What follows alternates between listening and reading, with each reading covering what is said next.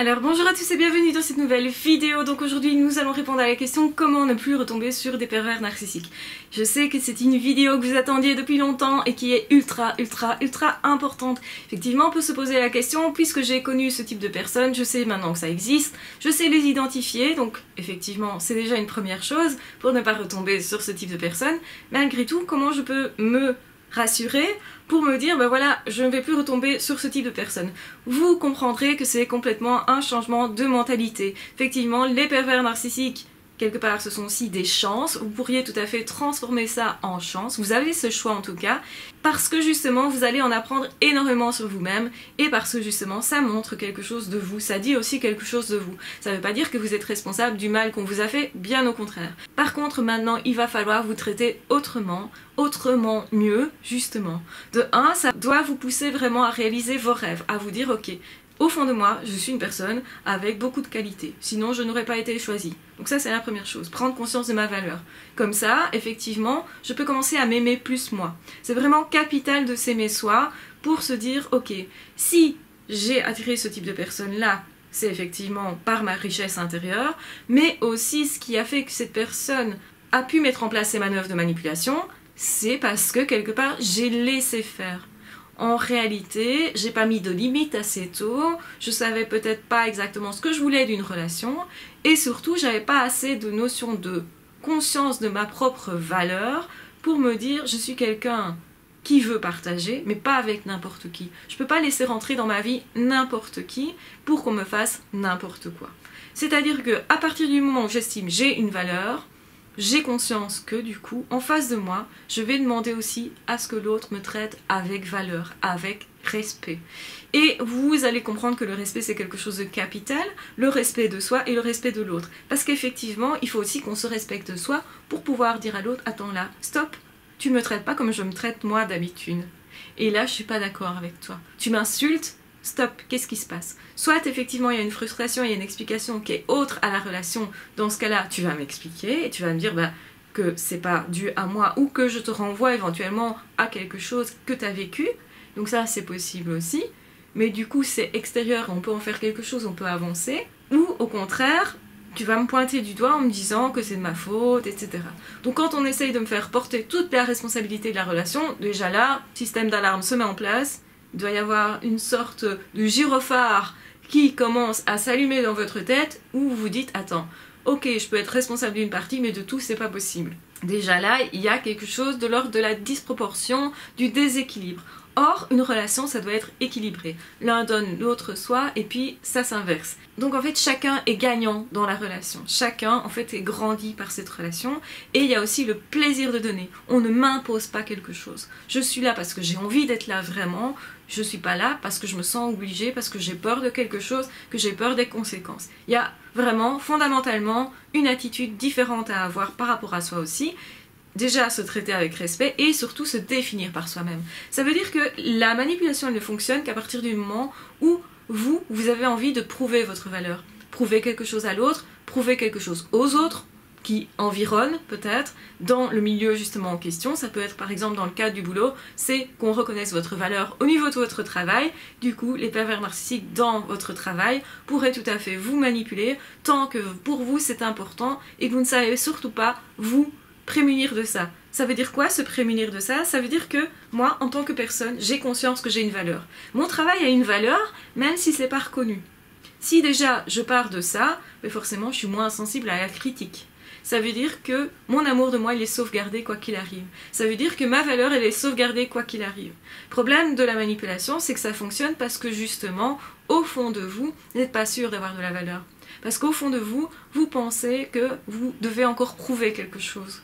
Que vous avez besoin d'être reconnu pour être aimé, que ce n'est pas suffisant en fait de ne rien faire et d'être aimé direct. Alors qu'en fait l'amour véritable c'est ça, hein. L'amour véritable on va pas demander à l'autre de faire des choses nécessairement, on va demander juste à l'autre d'être là. On va juste demander à l'autre d'être lui. Et bien sûr on est content si l'autre fait quelque chose pour nous, montre que la relation compte effectivement, cet autre va nous donner une place dans sa vie, cet autre va réorganiser sa vie pour nous intégrer dans son temps. Donc ça doit mentionner justement le fait qu'on compte pour l'autre. Si vous sacrifiez votre temps quoi qu'il arrive, vos occupations, votre passion, pour toujours une personne, vous dites à cette personne qu'elle a plein pouvoir, en fait. Et déjà, là, il y a un problème. Votre temps, ok, vous pouvez l'utiliser pour d'autres personnes, bien entendu, mais ça doit être libre. Vous choisissez de passer du temps avec cette personne-là parce que vous avez envie, simplement. Et parce que vous aimez, vous appréciez cette personne. Plus vous allez apprécier une personne, plus cette personne va compter pour vous, plus vous allez lui donner du temps, de votre temps, et plus vous allez lui donner de l'attention, de l'affection, des cadeaux, etc. Donc, en fait, effectivement, vous allez continuer aussi de vous donner du temps pour vous, autrement dit de prendre du temps pour vous, pour vos patients, pour vos amis, pour d'autres personnes que, par exemple, une personne avec qui vous êtes en relation de couple. Si vous voulez, c'est une question d'équilibre. C'est pas un problème de donner beaucoup de temps à une personne. Ce qui est un problème, c'est de ne faire plus que ça. Donc, votre vie, elle doit être pleine à plein de niveaux. Vous devez aimer votre travail, être épanoui dans un travail, avoir envie de faire ce travail-là. Vous devez aussi avoir des amis. Si, par exemple, vous avez besoin de conseils ou de vous confier, vous devriez avoir plusieurs personnes sur qui compter, qui sont là en face de vous.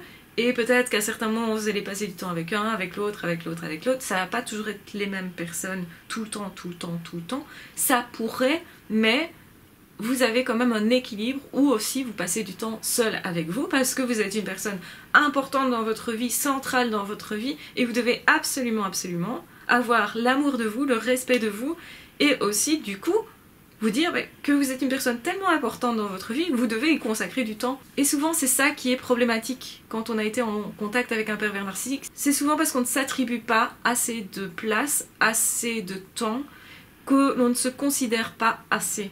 Se considérer soi assez, c'est justement se dire « je peux être aimé même si je ne fais rien ». Si je fais quelque chose pour une personne, c'est un plus. C'est normal de faire quelque chose pour une personne qui compte. C'est une façon de montrer son amour que de faire pour l'autre, que de montrer sa présence, son attention, de faire des cadeaux, de donner éventuellement quelque chose, de l'argent, quelque chose qui est pour l'autre en tout cas important, mais c'est aussi, tiens, je vais regarder en fonction de cette personne-là, ce que je vais lui amener en fonction de sa personnalité et de ses besoins, désirs, etc.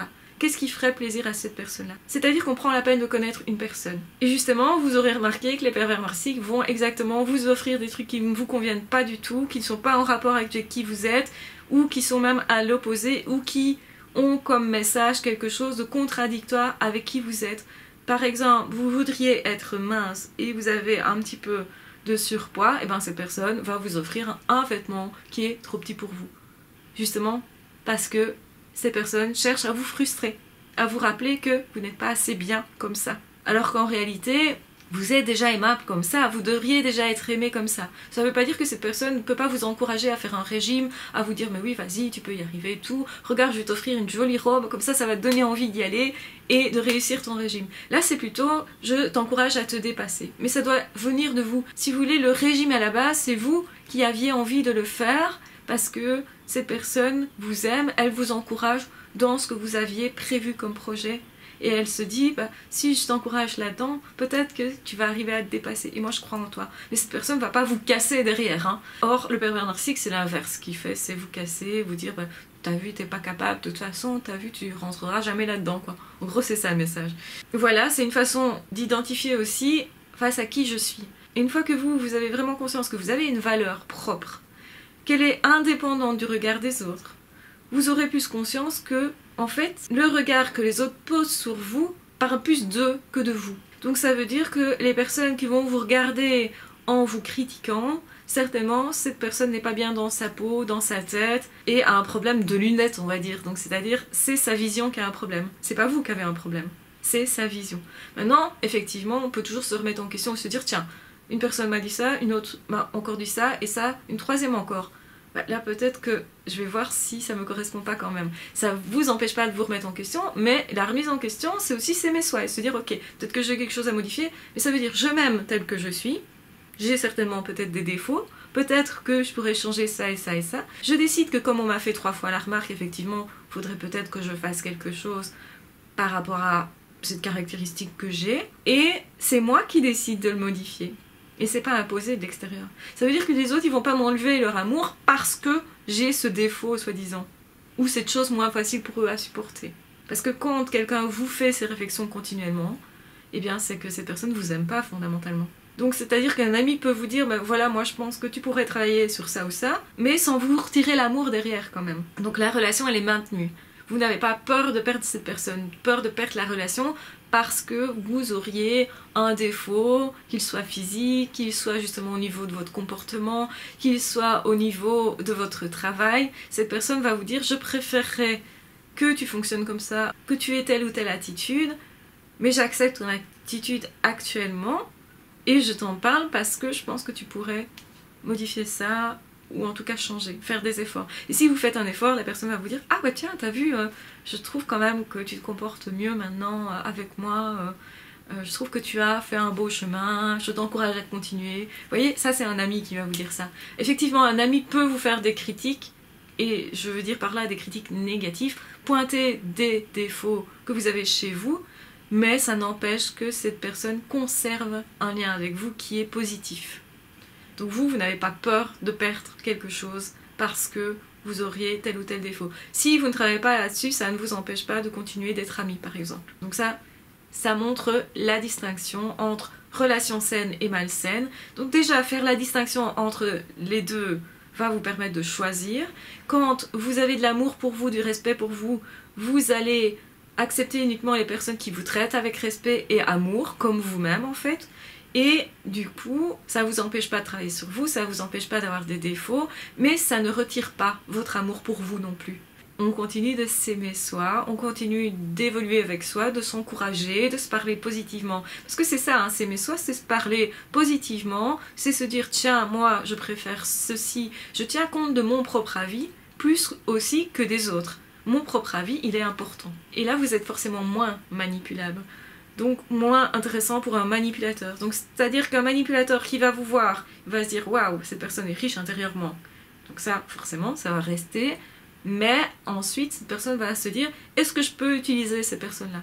Ah ben non, je peux pas, parce que cette personne s'aime, elle n'est pas sensible à ma critique, elle n'est pas sensible non plus à la critique des autres, donc à l'image qu'elle renvoie ou pas. Donc comme tout ça est sauvegardé et que cette personne continue de s'aimer malgré tout, cette personne n'est pas manipulable. Donc cette personne sait qu'elle a du pouvoir sur sa vie. Je vous remettrai en barre d'infos une vidéo qui parlait de pouvoir que j'ai ressous-titrée, dont le son était exécrable justement, mais dont le contenu peut vous intéresser. Donc la personne sait qu'elle a du pouvoir sur sa vie, donc s'autorise à faire des choix, et des choix en fonction de soi aussi. Et surtout en fonction de soi. Parce qu'on est la personne principale de notre vie, donc en fait, on peut faire des choix aussi par rapport à ce que les autres veulent ou pas, mais principalement, nous allons prendre en compte notre propre avis. Le problème de la victime du pervers narcissique, c'est que c'est une personne qui n'a pas confiance en elle, qui ne s'aime pas, qui ne pense pas avoir de pouvoir sur sa vie, qui a peut-être besoin de se sentir protégée, sécurisée d'une quelconque façon, et qui a besoin de reconnaissance, qui a besoin aussi qu'on lui dore son image pour s'aimer elle-même en fait. Donc il y a un problème au niveau de l'amour de soi et de l'image de soi, dans le sens où au fond, les autres ont trop à dire, elle prend trop en compte les avis des autres. Et donc, il faut rééquilibrer tout ça. Ça ne veut pas dire ne jamais prendre en compte les avis des autres, ça veut dire rééquilibrer les choses. Quelque chose de sain, c'est quelque chose d'équilibré. C'est je suis aussi importante dans ma vie, je suis la personne la plus importante de ma vie, mais forcément, si je suis en couple avec quelqu'un, cette personne a une importance capitale pour moi aussi. Donc, je vais tenir compte de ce que cette personne me dit. Mais si j'ai X amis, j'ai peut-être 3-4 personnes importantes dans ma vie au niveau amitié, et si ces 3-4 personnes-là me disent un truc, je vais y regarder à 2 fois. Comme pour moi ces personnes-là sont capitales, eh bien je vais effectivement regarder si je peux satisfaire le besoin de ces personnes-là. Mais ces personnes-là ne vont pas exiger de moi quelque chose. Une relation malsaine, c'est une relation dans laquelle on se sent pas libre, enfermé dans quelque chose, où on sent que l'autre exige quelque chose, où on sent que l'autre aussi se victimise, donc c'est-à-dire se plaint beaucoup, beaucoup, beaucoup. On sent que c'est assez lourd à porter pour nous, que c'est pas sain, que c'est pas fluide, que aussi la personne est incohérente, inconsistante. Ça veut dire quoi? Cette personne, à certains moments, semble m'enlever sa présence, son amour, son attention, etc. C'est pas fluide, c'est pas sain. En fait, la personne doit rester constante. Une personne saine est une personne constante. Quand on aime une personne, on n'enlève pas l'amour nécessairement, on va rester constante. Quelqu'un qui justement va jouer avec ça, va vous dire si tu ne fais pas ça, eh bien alors je ne t'aime plus, ou alors tu ne me verras plus, ou alors peut-être que notre relation ne va pas continuer. Alors ça peut être un peu espiègle de faire ça, mais si c'est tout le temps constant et que vous sentez qu'il n'y a pas de jeu derrière, que vous n'avez pas vous-même possibilité de jouer, eh bien à ce moment-là, eh bien fuyez. C'est que c'est de la manipulation, de toute façon. Ça ne veut pas dire que cette personne est d'office perverse narcissique, ça veut dire que cette personne, peut-être, utilise la séduction pour se prouver sa valeur, et que donc, dans ce cas-là, c'est malsain. Deux personnes qui connectent ensemble doivent être saines, toutes les deux. Ça veut dire avoir une bonne relation à soi pour avoir une bonne relation à l'autre. C'est vraiment primordial. Donc, ça doit être un de vos objectifs. Maintenant, vous savez vraiment déterminer qu'est-ce que c'est qu'une relation saine ou pas. Vous allez détecter beaucoup plus les personnes malsaines. Ne vous posez pas trop de questions parce qu'aussi, quand on va dans la manipulation, c'est parce qu'on se pose la question de savoir si je fais ceci ou ça, alors peut-être j'aurai ceci ou ça et qu'au final je vais débloquer la situation. Non. Si cette personne est malsaine, vous allez devoir trimer et faire beaucoup d'efforts pour rien comme résultat. La personne ne vous gratifie jamais, ne vous dit jamais merci, ne vous encourage pas, vous blâme facilement. Alors peut-être pas au tout début, mais à un moment donné ça va venir sur le tapis. Vous aurez aussi peur, donc peur de perdre la personne, peur que ça ne fonctionne pas, peur d'être blessé. Tout ça, ce sont des indicateurs qui vont vous faire dire que c'est peut-être pas sain pour vous. Alors ça veut pas dire que quand on commence une relation on n'a pas peur, on n'a peur de rien, ça c'est pas vrai, hein. Et la peur est normale, mais elle est gérable. Et elle va rester quelque chose de l'ordre de « c'est interne à moi ». J'ai peut-être peur de rentrer en relation avec quelqu'un que je ne connais pas au niveau de l'amour, c'est vrai que c'est impressionnant un petit peu, mais en même temps, au fur et à mesure que je connais cette personne, ça va s'apaiser comme ça. Et ça, c'est logique. Avec un pervers narcissique, ça va s'attiser, et ça va même prendre des proportions plus importantes. Alors vous pourriez vous poser la question, est-ce que c'est moi qui ai tendance à être jaloux ou pas? Déjà posez-vous la question, est-ce que habituellement dans d'autres relations j'ai cette tendance ou pas à m'inquiéter fortement ou pas? Donc comme ça vous pouvez voir est-ce que ça vient de moi ou plutôt du comportement de l'autre. Mais même si ça vient de vous, comment se fait-il que l'autre ne vous rassure pas? Parce que l'amour c'est ça aussi, c'est rassurer l'autre. C'est l'encourager à venir vers vous. Donc une personne qui va jouer tout le temps l'inaccessible, qui va tout le temps vous faire mal, vous dire tu dois faire des efforts pour ci ou là. Alors je suis d'accord qu'au début, pour se séduire, on doit faire des efforts quand même un minimum, parce qu'on a envie d'aller en relation avec une personne qui est vraiment là, parce que effectivement aussi on peut justement se challenger l'un l'autre et se tester l'un l'autre et voir un petit peu s'il y a un test, est-ce que l'autre correspond à mes attentes ou pas. Mais ça va pas durer éternellement si vous voulez ce testing là.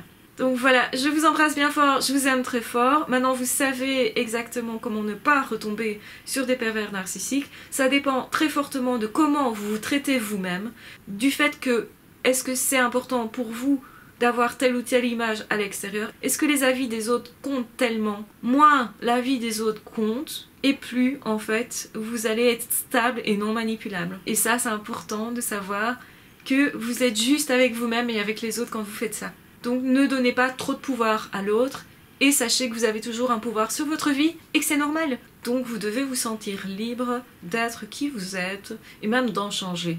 On ne doit pas vous dire « Ah mais t'as vu, t'as encore changé, et t'as vu, t'as fait ci, ah mais non, c'est pas bien ». Les critiques, les jugements ne sont pas de l'amour, c'est de la violence potentiellement. Et forcément la violence n'est pas quelque chose de normal. On n'est pas dans quelque chose de sain. Posez-vous juste la question « Est-ce sain ou pas pour moi ?» Est-ce que ça va m'apporter quelque chose d'intéressant pour moi, justement, ou pas? Et n'ayez pas honte de vous poser la question, est-ce que j'en retire un avantage? Parce qu'en fait, une relation saine, c'est les deux qui ont un avantage à être ensemble. Donc voilà, sachez prendre votre place, c'est certainement ce que vous n'avez pas fait assez. Quand vous savez le faire dans un domaine, par exemple au travail, vous saurez plus facilement le faire au niveau de l'amitié, au niveau du couple, par rapport à vos enfants aussi. Soyez-vous simplement, ne vous jugez pas et n'acceptez pas les jugements faits avec en porte-pièce parce que quand c'est trop aussi. Donc je vous embrasse bien fort, je vous aime très fort, aimez-vous aussi, respectez-vous. Plus vous allez vous respecter, plus vous parlez positivement, plus vous allez accepter autour de vous uniquement les personnes qui sont comme vous, qui vous encouragent, qui ne vous critiquent pas, qui sont positifs la plupart du temps, qui ne passent pas justement leur temps à se plaindre pour avoir tel ou tel bénéfice de votre part, tel ou tel avantage de votre part.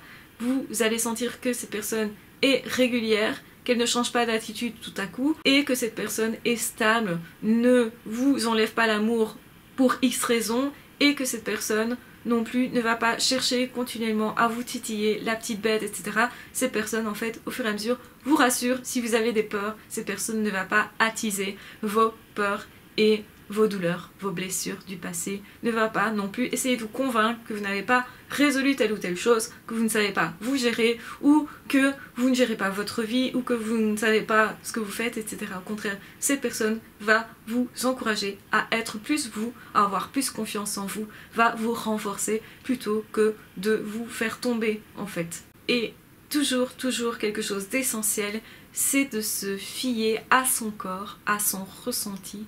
Ce que l'on ressent ne nous trompe pas, justement. Donc vous avez tous une boussole intérieure. Donc si vous sentez un malaise constant avec une personne, sachez qu'il y a quelque chose derrière. Même si vous ne savez pas l'expliquer, n'attendez pas d'avoir l'explication. Ne restez pas pour avoir l'explication. Si vous sentez que c'est malsain, simplement mettez-vous à distance. Je vous embrasse bien fort, je vous aime très fort. Il y a énormément de chouettes personnes qui existent sur cette terre. Il y a énormément de personnes saines. Il y a énormément de personnes qui vont vous encourager. Il y a énormément de personnes qui vont être positives avec vous. Vous êtes promis à un bel avenir si vous prenez conscience de tout ça et que vous travaillez tous les jours à vous aimer, vous, à sauvegarder continuellement l'amour que vous avez pour vous, à l'augmenter, à vous encourager. La manière dont vous allez vous parler tous les jours, c'est un chemin qui peut être long, qui se fait à chaque instant. Donc un travail de longue haleine, c'est un travail de longue haleine, mais c'est ça qui va faire en sorte que vous n'allez plus aller dans de la manipulation, ne plus vous laisser faire, parce que vous allez vous autoriser à avoir plus d'options que ça aussi. Prenez bien soin de vous, n'hésitez pas à vous abonner à la chaîne si ce n'est pas déjà fait, à commenter, à liker, à partager la vidéo. Vous pouvez aussi cliquer sur le bouton rejoindre pour supporter cette chaîne si vous voulez avoir plus de contenu. Et de toute façon, on se retrouve très vite dans d'autres vidéos ou dans d'autres podcasts. Ciao, bye bye!